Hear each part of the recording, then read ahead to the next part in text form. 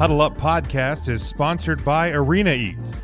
Log on to the website arenaeats.app, that's arenaeats.app, for the ultimate fan experience. At your favorite sports venue, Arena Eats mobile app, pre-order, express pickup, and in-seat delivery. How do you place your order?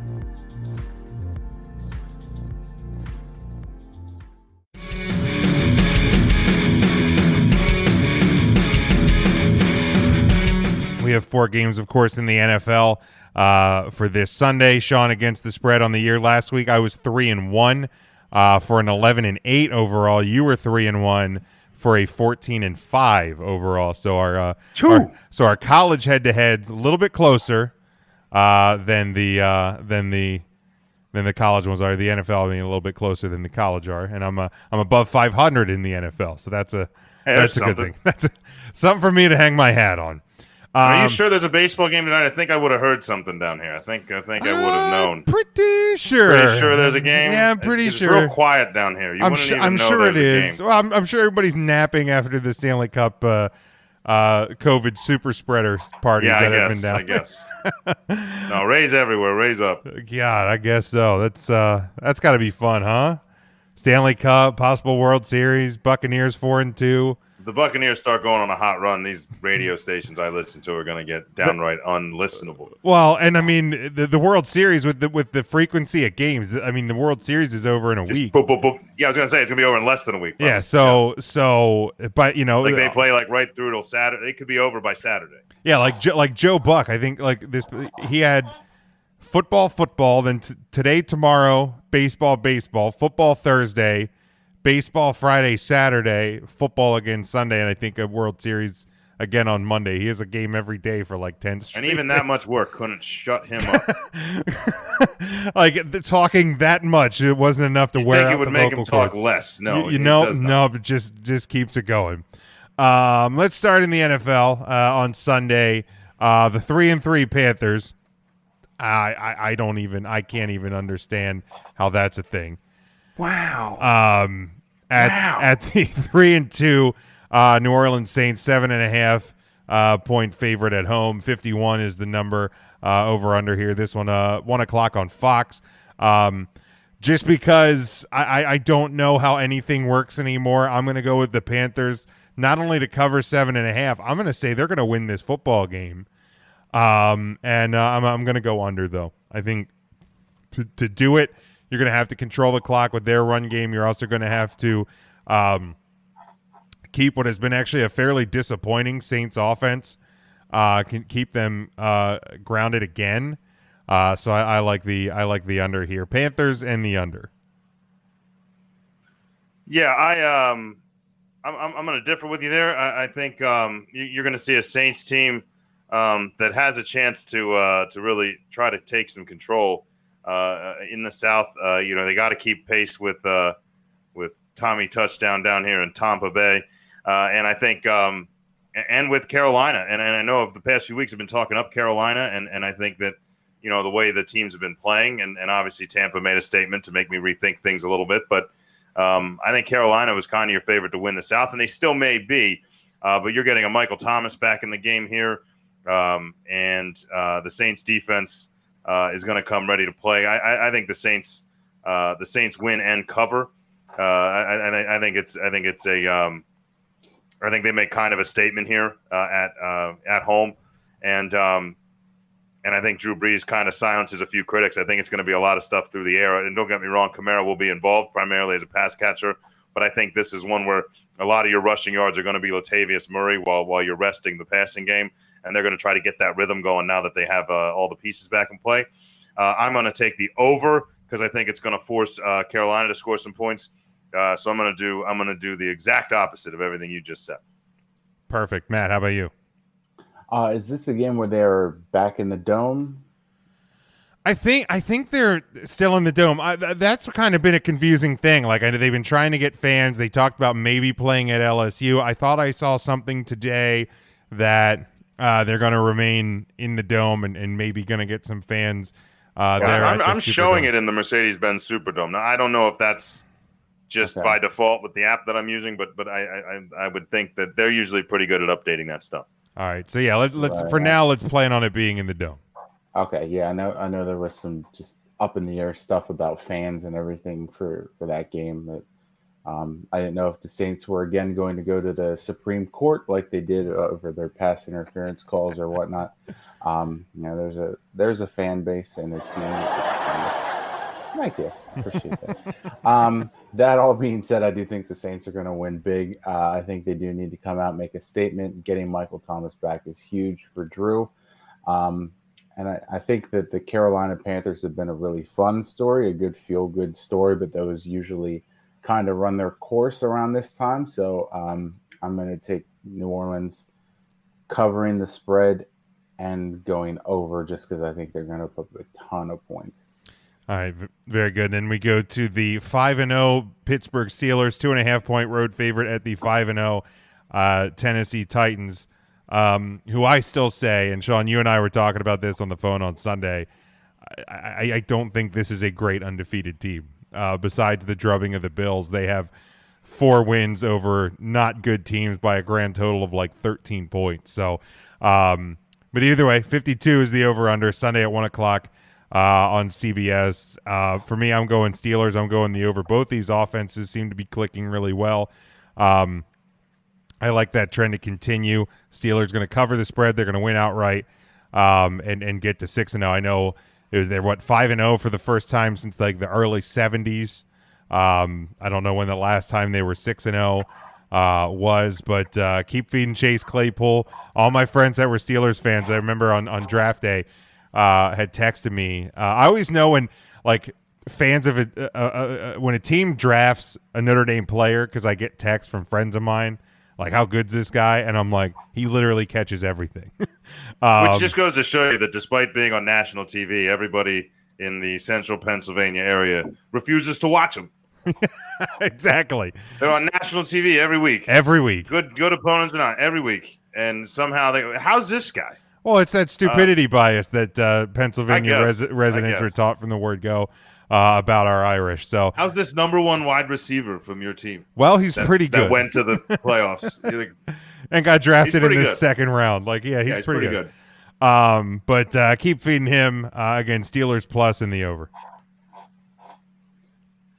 Yeah, I'm on a different page than you on the Titans. I think the Titans are for real, and you can point out how poor those teams are they played, and Minnesota's hit or miss. Like, I feel you catch them on the wrong day, they're going to surprise you. I mean, they could have beat Seattle, should have beat Seattle probably, the way that they played in that game, and so Minnesota was a real good team.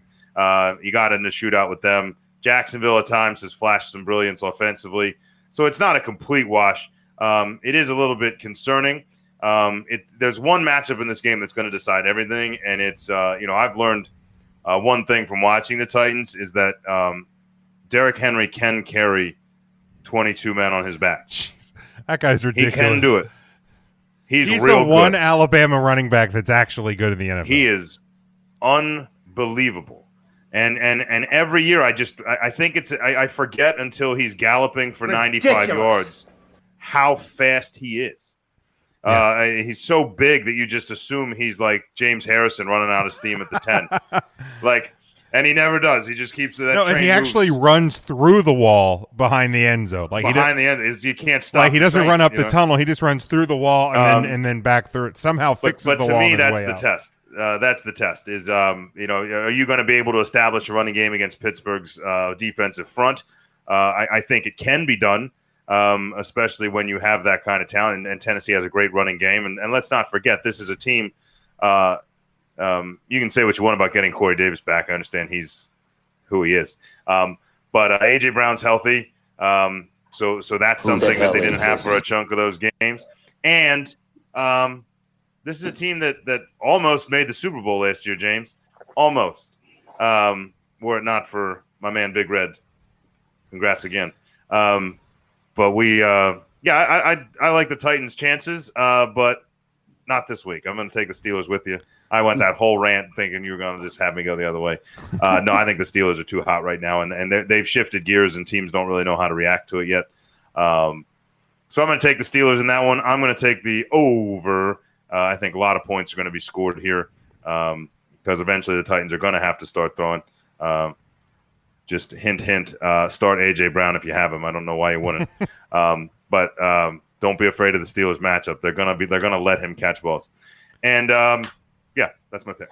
So I think we have a late edition of Dave. Oh, for crying out here loud. into the show. Does he forget we're doing this on the Eastern time? Dave, do you know that? Yeah, I'm moving a whole bunch of stuff here, getting ready for the move, and I just want to call in and congratulate Mr. Sean on his exciting news on Facebook. So I'm getting on his good side this week, but just had to call in and check in with you guys while I'm hauling shit. I thought you were going to congratulate me on my 14-1 college football pick'em record against the spread. Thought that's what you were going to call for. But yeah, for those of you who didn't that aren't following me on Facebook, and why would you? We it was officially announced this week. We've known for a while. Another edition, second baby, going to be coming in April. So that's pretty exciting. My little man Nick is now prepping to be a big brother. So. That's pretty exciting. Good man. So, Dave, are you actually going to do any picks, or did you literally jump on just to say that? I can do either. I'm in the car for like 30 minutes driving back, so I can harass you guys for a little bit. More so Sean than anyone else, since I got my nice bit out of the way there, eh? So you got done kissing his ass. All right, so we'll stick with you. Steelers 2.5-point favorite at the Titans on Sunday with the 50. What did I say? 52. What do you got, Dave? Yeah, we're gonna go with the Steelers. I think the Titans are a bit overrated, just given the first couple of games that they have, and the Steelers D line should be able to contain Henry a little bit, which is a pretty massive task at hand, of course. But they should be able to contain him a little bit, and hopefully have enough on the offensive side of the ball to get it done. I'm going the under, though, just because I heard Sean pick the over. So we're going to go opposite of him and go under. You can keep going whatever direction you want. Going opposite you has done very well for me so far this year. So. Oh, and I forgot to hit any college football locks, but I will remember to hit if you have one of the games that's a lock here in the NFL, go ahead and hit it. No, I'll get. I was going to hit mine on this one. I'm not going to. Matt, Steelers and Titans. Yeah, I think what we'll see here is, the Steelers offense is really grooving right now. The defense is coming into its own. So I think that Tennessee's going to have to score a lot of points to keep up with them. And I think that's going to rely on Tannehill throwing, which is not something that the Tennessee offense ever really wants to see a ton of. If he's running, if Henry's running, then they're in good shape. But if they're putting it on the arm of Ryan Tannehill, Dolphins fans can attest to how well that works out for you, despite the talent that they have at receiver at Tennessee. So I'm going to take Pittsburgh to cover as well as the over. I don't know, man. Tannehill, I was kind of in that boat too. But if you look at his numbers over his last 8 starts or something, they're pretty gaudy numbers. Even throwing the ball. So I think because I was kind of in your boat, Matt. But time will tell if he can continue on that stretch. But we'll keep moving on here. Huddle Up Podcast is sponsored by Arena Eats. Log on to the website arenaeats.app, that's arenaeats.app, for the ultimate fan experience. At your favorite sports venue, Arena Eats mobile app, pre-order, express pickup, and in-seat delivery. How do you place your order? We got the 4-2 Tampa Bay Buccaneers. They're a 3-point road favorite at the 3-2 Raiders. They had the bye last week after the big win over Kansas City. 53.5 is your over/under number on this one. This one is Sunday night on NBC 8:25. I'm gonna go with the Bucs here, both to keep Tom Brady's career alive and to keep Sean in the bag of misery down there in the Tampa area. I'm going to go Tampa to cover that 3 and win the game, and I'm going to go the over here as well. I think both offenses have been moving the ball pretty well, and they're going to keep it up. Yeah, this should be an exciting game. We do, my man, that's my man Jake there. Jake Kuhn let us know a Bellinger 2-run homer bottom here four in the World Series. So we have a score. So maybe that'll quiet some people tomorrow if it holds. We'll see. Either way, yeah, in this game, I think it's a sneaky spot for the Raiders. I mean, this is a team that kind of surprised the Saints earlier this year. Took some people to say, hey, wait a minute. They're getting healthy. You got Ruggs back, and you had an extra week to prepare for this game. I'm not sure it's enough. You kind of get the fun play here with it being kind of the Gruden Bowl, which is kind of exciting, and maybe because of that, I would want to lean to the Raiders, but I just can't do it in a primetime spot here. I gotta stick with Tom for another week. I think Tom's gonna continue what he started last week against Green Bay. After a dominant performance like that, it's real hard to bet against any team. To really come in and to take an undefeated team and slap them around like that was pretty impressive. They definitely got my attention. I'm going to take them. To cover pretty handedly, and yeah, I guess I'm going to go with the over. That's sitting at a spot right about where I'd put it. I'm not sure I like the over under here, but I'm going to take that over on that. All right, good, Matt. Who do you got here? Bucs and Raiders. Yeah, it's kind of weird for me to see both of these teams doing as well as they are. I thought that both of them would kind of not be that great this year. So look at Tommy reinvigorating himself down there in Tampa Bay. I'm sure that's fun for you, Sean, to hear all about that all the time. I'm so envious. That being said, I think that one of these teams is actually their record is better than their actual team, and that's the Raiders. They got a nice little win against Kansas City, and kudos to them. That's probably their Super Bowl for the year, and I think we're just going to see a letdown from here on out.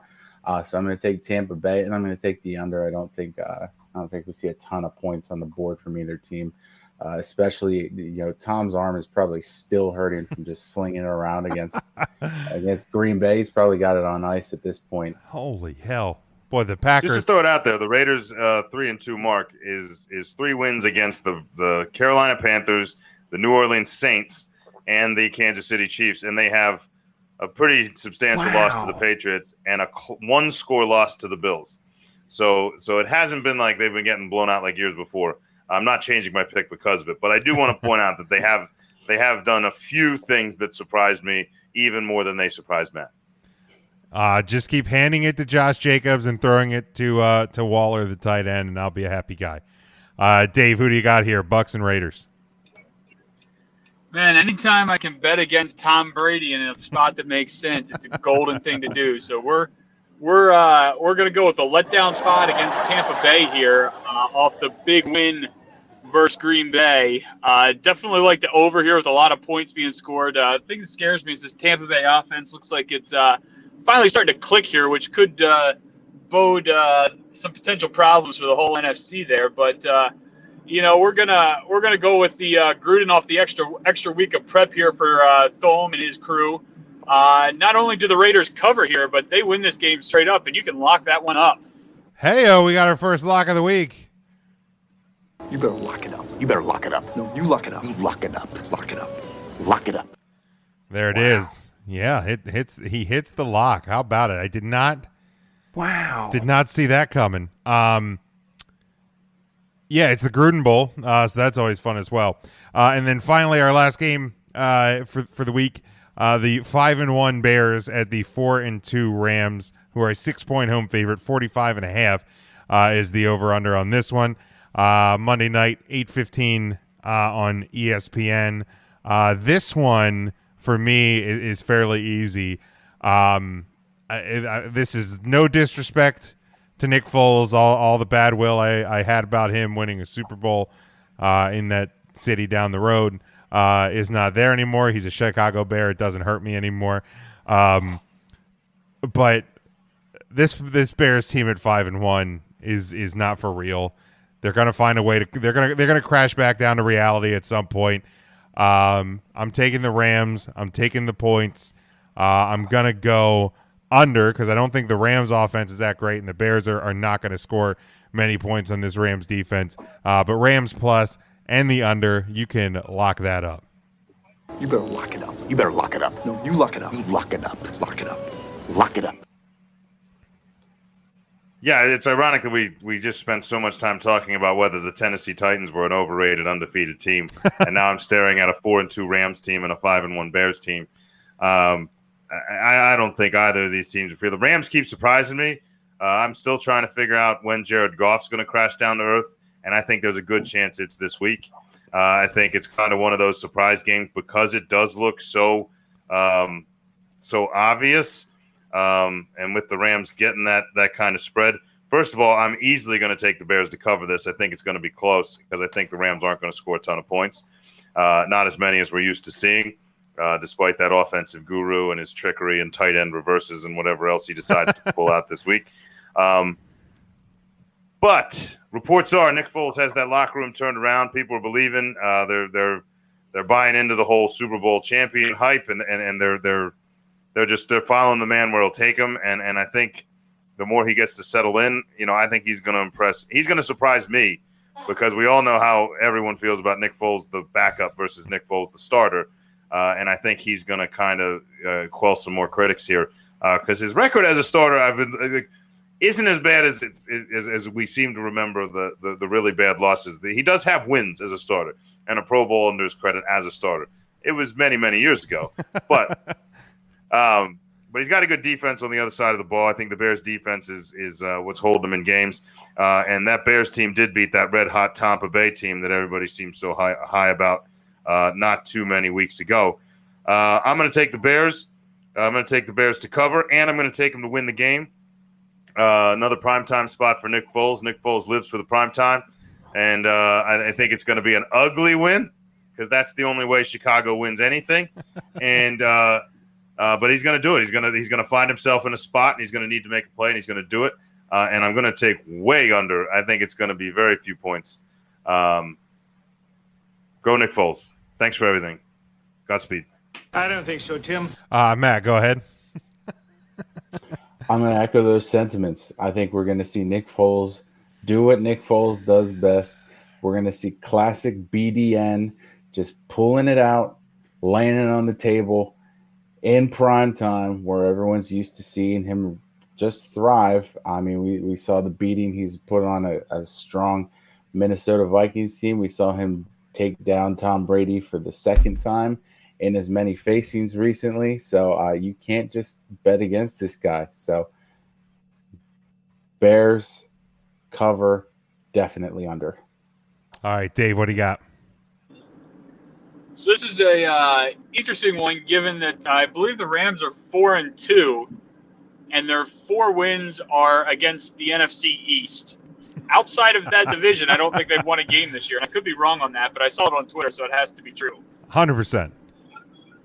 So, I mean, you go with that, and why does Vegas have the Rams favored? Because it's no secret. Yeah. So it's one of those interesting, what does Vegas know that no one else does? And, I mean, you got to believe that there's a little bit more talent on the Rams. But the key to beating the Rams, as everyone knows, is to pressure Goff, because anytime you get in his face, he turns into like a Stonehand guy trying to throw a freaking ball that doesn't work so well, kind of like Drew Brees this year. But you get into some of these spots, and it's a good spot for the Rams coming off the win that Chicago just had over Tampa Bay. But some of that too is also implicated by the extra prep and everything that McVay can get here and to twirl up some offensive plays. So I'm going to take the Rams. I'm going to take them by over a touchdown for no good reason at all other than it just sounds interesting. And we're going to take the over because it doesn't make sense, and this whole game doesn't make sense. Yeah, there's not For the record, Rams wins 20-17 over Dallas, 37-19 over Philly, 17-9 over the Giants, and 30-10 over the football team in Washington. Yeah, so there you go. So it's literally 4 wins Quality. against the NFC. against the absolute possibly worst division Against ever. 4 teams that combined for what? 3 wins? Yeah, four wins. And that's because they played each other in 3 of them. Yeah, we get those great Somebody had to win. NFC. Well, not necessarily. You guys know about that. We have a time. But we get those great NFC East matchups again this upcoming weekend with Eagles and the Giants on Thursday night, and Cowboys and the Washington football team. I saw a great tweet earlier today. It said on Sunday you have the WFT versus WTF. So that's pretty much where we're at this point. Cowboys are down to their third string left tackle. No starters on their offensive line. Defense banged up. I mean, it's just a comic, a comedy of tragedy, I guess, is what the Cowboys and Eagles both have at this point. But and before we leave the NFL, I want a chance to plug my semi-new segment. It's always going to be very quick. Oh, yes. We'll try to make it a little bit bigger. Thing I've always wanted to kind of get going, and I used to do with my friends, it's called the Fantasy Irrelevant Touchdown of the Week. And in case you weren't following all the games on Sunday, I'm going to run by you a few of the fantasy irrelevant touchdowns. Now, keep in mind, some pretty no-name wide receivers caught some, but if they were catching it from a Pat Mahomes or if they were catching it from a Lamar Jackson, that keeps it somewhat fantasy relevant. Going to be real hard to win when they're throwing it. However, we did have a Nick Foles to Cole Kmet touchdown as a finalist. Cole Kmet getting a touchdown there. Yeah. Cole Kmet, the tight end. Any tight end touchdown. I mean, we know who he is. We know who he is. We did have his touchdown. Slightly better than that was Kyle Allen to Cam Sims for the football team in Washington. That was up there. We did have a Snell sighting in Pittsburgh. That was close. Darrell Williams, the backup in KC, had a shot. And I almost argue that Kenyon Drake scoring twice is fantasy irrelevant because so many people have put him on the bench. However, if you want the fantasy irrelevant touchdown of the week, you're going to have to go no farther than the city of brotherly love, where the top 2 finalists both happen. And you would think that a Jason Kroom, the 4th tight end, catching a ball from Carson Wentz would be the fantasy irrelevant touchdown of the week. But you were wrong, because Miles Sanders decided to flop a ball to the end zone. And who fell on it? J.C. Arcega-Whiteside is your fantasy irrelevant touchdown of the week. Also scored more touchdowns than DK Metcalf this week, partially because he wasn't playing. So there you go. There's your fantasy irrelevant touchdown of the week.